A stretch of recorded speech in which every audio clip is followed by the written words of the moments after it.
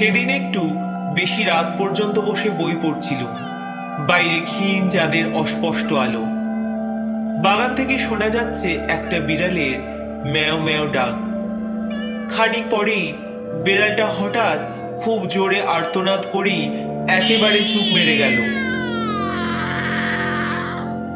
চোরের উৎপাতে মনটা সন্দিগ্ধ হয়েই ছিল। কোথাও ছায়া নড়লেই চোর দেখি।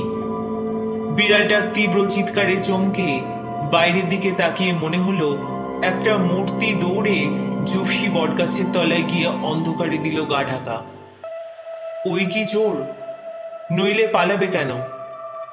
তাড়াতাড়ি ঘরের কোণ থেকে এক গাছে লাঠি তুলে নিয়ে আমিও বেরিয়ে বটগাছের দিকে ছুটে গেলুম। এতদিন পরে বোধ হয় চোরকে হাতে পেয়েছি। বটগাছের তলায় ঘুটঘুটে অন্ধকার। এক জায়গায় কি যেন চকচক করছে। চোরের চোখ নাকি? হাঁকলুম, কে তুমি? সাড়া নেই। কিন্তু চোখই হোক আর যাই হোক, আরো বেশি চকচক করে উঠল।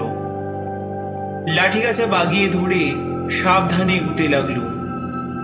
তখনই শুনলুম হিংস্র বন্য জন্তুর মতন কণ্ঠে কার একটা ক্রুদ্ধ গর্জন। কে বলে উঠল, আর এগিও না ডাক্তার, শিগগির চলে যাও। আমায় চেনে দেখছি। আবার জিজ্ঞাসা করলুম, কে তুমি? আমি ক্ষুধার্ত, আমার অন্য পরিচয় নেই।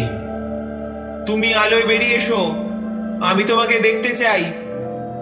আমাকে দেখবার চেষ্টা করো না, আমি হচ্ছি সাক্ষাৎ মৃত্যু। পালিয়ে যাও ডাক্তার, পালিয়ে যাও। আর শোনো, রাত্রে আর কখনো বাইরে বেরিও না, ভয় পাবে, বিপদে পড়বে।